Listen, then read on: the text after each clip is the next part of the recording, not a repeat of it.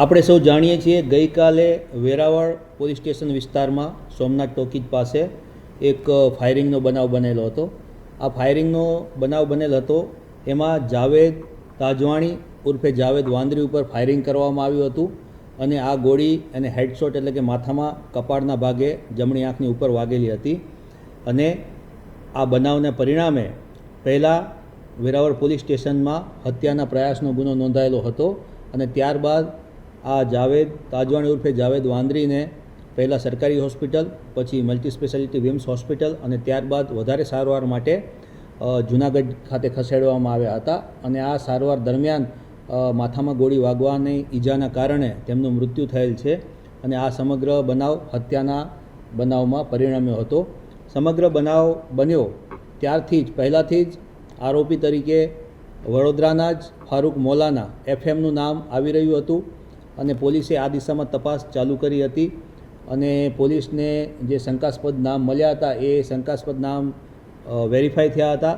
ત્યારબાદ પોલીસે સોમનાથ જિલ્લા પોલીસ દ્વારા લગભગ 6 જેટલી જુદી જુદી એલસીબી અને એસઓજીની ટીમ બનાવી ફારૂક મોલાના અને એના સાગરીતોને પકડવા માટે આખા જિલ્લામાં જુદી જુદી જગ્યાએ રેડો કરવામાં આવી હતી. અને લગભગ વહેલી સવારે 3 થી 4 વાગ્યાના અરસામાં અમારી એલસીબીની ટીમોને આ આરોપીને તમામ 4 આરોપીને પકડવામાં સફળતા મળી છે. અને એમના હત્યામાં જે હથિયાર વપરાયું છે, જે દેશી કટ્ટો પિસ્તોલ જેવું એક હથિયાર છે, આ પણ કબજે લેવામાં આવ્યું છે. આમ ગઈકાલે લગભગ 1 વાગ્યાના અરસામાં એટલે કે તારીખ 20 તારીખના બપોરે 1 વાગે આ બનાવ બન્યો હતો અને 21 તારીખે સવારે લગભગ 3 થી 4 વાગ્યાના ગાળામાં અમે તમામ આરોપીઓને પકડી પાડ્યા છે. ગુનામાં ઉપયોગમાં લેવાયેલા વાહનો, ઉપયોગમાં લેવાયેલ હથિયાર એ તમામ કબજે કરી લેવામાં આવ્યું છે. આમ 24 કલાક કરતાં પણ ઓછા સમયગાળામાં સમગ્ર બનાવ ઉકેલી કાઢવામાં ગીર સોમનાથ પોલીસને સફળતા મળી છે.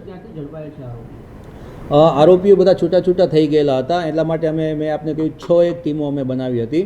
એમાંથી 3 આરોપીઓ અમને કેશોદ બાયપાસ પાસેથી એ આગળ રાજકોટ સાઈડ ને અમદાવાદ બાજુ ભાગી જવાની ફિરાકમાં હતા.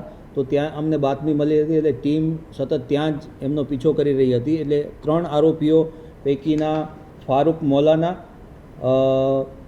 અનીસ રહેમાન કુરેશી અને સમીર ઉર્ફે બાલી યુસુફ, આ લોકોને 3ને કેશોદ બાયપાસ પાસેથી અને આરોપી નંબર જે 2 છે જે જાવેદ ફારૂક મોલાના છે, આને અમે તલાલા પોલીસ સ્ટેશન વિસ્તારના ઉમરેઠી ડેમ જંગલ વિસ્તારમાંથી પકડી પાડ્યો છે. શું કારણ હતું આ બનાવનું? મુખ્ય કારણ આમ તો જે જાવેદ તાજવાણી ઉર્ફે જાવેદ વાંદરી છે એ પહેલાં આ મોલાના છે એફએમ કહેવાય છે, એફએમ તરીકે કુખ્યા છે વિસ્તારમાં, એની સાથે જ કામગીરીમાં હતો. પછી ઘણા સમયથી બંને વચ્ચે નાના મોટા મનદુખ ચાલી રહ્યા હતા. એમાં જે ચૂંટણી ગઈ એમાં પણ કોને સપોર્ટ કરવો એ બાબતે પણ થોડું મનદુખ હતું. આ ઉપરાંત જે તાત્કાલિક કારણ હતું એ ટ્રાન્સપોર્ટેશનનું કારણ હતું. ફારૂક મોલાનાનો ફિશ સપ્લાયનો આસામ ગુવાહાટી સાઇડ ફિશ સપ્લાયના ટ્રકના કોન્ટ્રાક્ટ ચાલે છે. તો આ કોન્ટ્રાક્ટ આના લગભગ 10-15 વર્ષથી આ કોન્ટ્રાક્ટનું કામ કરે છે. પરંતુ એને એવી માહિતી મળી કે જે આ જાવેદ તાજવાણી ઉર્ફે જાવેદ વાંદરી છે એ લોકો પણ આ ટ્રાન્સપોર્ટેશનમાં ફિશ સપ્લાયના ટ્રાન્સપોર્ટેશન ઉદ્યોગમાં ઝંપલાવી રહ્યા છે. તેથી એને પોતાનો કોમ્પિટિટર ઊભો થયેલો દેખાઈ રહ્યો હતો. એટલે આ લોકો વચ્ચે આ બાબતે પણ લગભગ છેલ્લા અઠવાડિયાથી નાની મોટી ઘર્ષણ બોલાચાલી થતી હતી કે ભાઈ તું આ ધંધામાં આવીશ તો ફારૂક મોલાનાને એવો ડર હતો કે ભાઈ અમારા ધંધાની જે મોનોપોલી છે એ તૂટી જશે. તો મુખ્ય આ તાત્કાલિક કારણ આ છે. બંને પક્ષે ફરિયાદ છે. ફારૂક મોલાના ઉપર લગભગ આપણે જોઈએ તો 10 થી વધારે જુદી જુદી સેક્શનમાં હત્યાનો આપણે મર્ડર છે, હત્યાનો પ્રયાસ છે, એવા સંગીન અપરાધો એના ઉપર ઓલરેડી નોંધાયેલા છે. સામે મરણ જનાર વિરુદ્ધમાં પણ ઘણા બધા ગુનાઓ નોંધાયેલા છે અને એ ગુજસી ટોકના પણ આરોપી રહ્યા છે.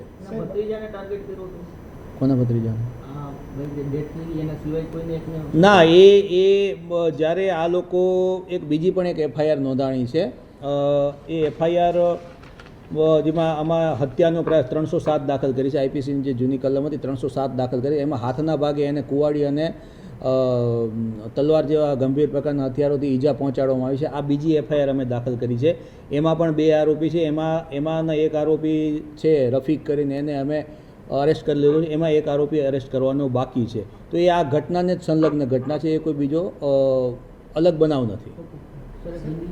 હા. સાહેબ, આરોપીના જે મૃતકના પરિવારજનોએ એવું કીધું છે કે ફારૂક મૌલાનાને એ લોકો છેલ્લા અઠવાડિયાથી એના જે મૃતક છે એની ઉપર હુમલાનો અને હત્યાનો પ્રયાસ કરવાના હતા, અને કંઈક ને કંઈક રફીક મૌલાના એનો મુખ્ય ષડયંત્રકાર છે. તો એનું નામ આમાં છે કે કેમ, તપાસમાં આવ્યું છે કે? અત્યારે જે અમને પ્રાથમિક દ્રષ્ટિએ માહિતી મળી છે એ આ પ્રકારે છે કે છેલ્લા લગભગ 1 વીકમાં જાવેદ તાજવાણી ઉર્ફે જાવેદ વાંદરી અને ઇમરાન છીપા દ્વારા એક ગુપ્ત મિટિંગ કરવામાં આવી હતી. આ મિટિંગમાં સામે પક્ષે એટલે કે ફારૂક મૌલાનાને એના પક્ષે નુકસાન પહોંચાડવાનું અથવા તો એમને સીધા કરવાનું આ લોકોની એક મિટિંગ ગુપ્ત રીતે મળેલી હતી, એવી અમને અત્યારે બાતમી છે. આ બાતમી સામે ફારૂક મૌલાના અને એ લોકોને મળતા એ લોકો પણ તૈયારીમાં હતા. અને મીન વાઇલ આ રસ્તામાં જે કાલે જે બનાવ બન્યો છે એ કોઈ મતલબ પ્રી પ્લાન બનાવ હતો એવો નહોતો કે ભાઈ આજે આને આ જગ્યાએ પતાવી દેવો છે, એવો કોઈ બનાવ નહોતો. પરંતુ ગઈકાલે બપોરે એ વિસ્તારમાં લાઇટ ગઈ હશે એટલે આ જે ફારૂક મૌલાના પોતાનું 2 વ્હીલર લઈ અને પોતાની એક બીજી જગ્યાએ ફાર્મ હાઉસ ઉપર જતો હશે.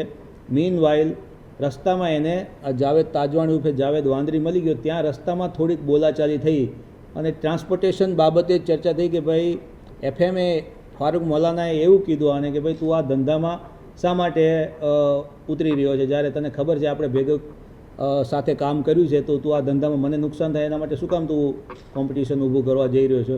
2 જણા વચ્ચે ત્યાં બોલાચાલી થાય છે. બોલાચાલીમાં આની પાસે જે મેં અમને કીધું કે અગાઉની એની પાસે બાતમી હતી કે આ લોકો એમને નુકસાન પહોંચાડી શકે છે શારીરિક રીતે, એટલે આ થોડોક પોતાની તૈયારીમાં હતો. અને આ લોકોને પણ એ લોકો જે 8-10 જણા હતા એ તૈયારીમાં હતા કે આ લોકો આપણા પર ગમે ત્યારે હુમલો કરશે. એટલે આને પાસે એ જે દેશી કટ્ટો જે એને પાસે લગભગ 3-1 વર્ષથી લઈને રાખ્યો છે, આ યુપીના કોઈ ગામડામાંથી ખરીદીને આવ્યો છે, એની તપાસ હાલમાં ચાલુમાં છે. તો આ કટ્ટાથી એને સીધું ફાયર કરી દીધું છે. સર, ફાયરિંગની ઘટનામાં મુખ્ય સૂત્રધાર કોણ છે અને તેના ઉપર કઈ કલમો લગાવો? ફાયરિંગની ઘટનાનો મુખ્ય સૂત્રધાર ફારૂક ઉર્ફે ફારૂક મૌલાના ઇસ્માઇલ નાખવા, જાતે પટણી, આ ખુદ જ છે. અને એની સાથે એનો ડ્રાઈવર, પછી જાવેદ ફારૂક મૌલાના, અનીસ રહેમાન કુરૈશી અને સમીર ઉર્ફે બાલી યુસુફ ચૌહાણ, આ ટોટલ 4 આરોપી વિરુદ્ધમાં એફઆઈઆર કરવામાં આવી છે. ફરિયાદી દ્વારા જે એફઆઈઆર કરવામાં આવી છે 4 આરોપીને અમે અત્યારે અરેસ્ટ કરી લીધા છે. સાહેબ, ગઈકાલની ઘટનાના સીસીટીવી કેમ વાયરલ થયેલા છે? સીસીટીવીમાં વધુ બાઇકો જોવા મળે છે, ટોળું જોવા મળે છે, વધુ આરોપીઓ હોવાની શંકા કરી? ના, અત્યારે જે ફરિયાદ આપવામાં આવેલી છે, જે જાવેદ વાંદરી સાથે આ લોકો 3 જણા જઈ રહ્યા હતા. તો જાવેદની પાછળ એક શખ્સ બેઠો હતો અને એની સાથે એક બાઇક હતો. જે પાછળ બેઠો હતો એનું નામ સબીર હતું, જે જાવેદ વાંદરીની પાછળ બેઠો હતો. અને એક સાથે બીજું એક બાઇક આપણને દેખાય છે હોન્ડાનું, ત્યાં સાજિદ, જે આ ફરિયાદી થયો છે. તો ફરિયાદીએ અને પ્રત્યક્ષદર્શી, જેને આઈ વિટનેસ આપણે કહીએ, જે ઘટના સમયે પહેલેથી જ હાજર હતા ઘટનાની એન્ડ સુધી, એને જે ફરિયાદ આપી છે એ પ્રમાણે આપણે ફરિયાદ લીધી છે. અને ફરિયાદ પ્રમાણેના 4 આરોપીને આપણે 24 કલાક કરતાં ઓછા સમયમાં અરેસ્ટ કરી લીધા છે. કેટલા દિવસની રિમાન્ડ સાથે કોર્ટ સમક્ષ રજૂ કરશો? અમે વધુમાં વધુ લગભગ 10 દિવસના રિમાન્ડ માંગવાની અમારે અત્યારે રિપોર્ટ એને બધા તૈયાર કરી રહ્યા છીએ. વધુમાં વધુ દિવસના રિમાન્ડ માંગશું અમે. રિકવરીમાં સાહેબ જે કટ્ટો છે એ રિકવર થઈ ગયો. આ સિવાય વાહનો કે કંઈ કબજે કર્યા? આના સિવાય જે ઉપયોગમાં લેવાયેલા 3 2 વ્હીલરો અમે કબજે કર્યા છે. કટ્ટો, જે દેશી કટ્ટો છે યુપીથી પરચેસ કરવામાં આવ્યો એને અમે જપ્ત કર્યું છે. આ ઉપરાંત 2 જીવતા કારતૂસ એ પણ અમે કબજે કરેલા છે.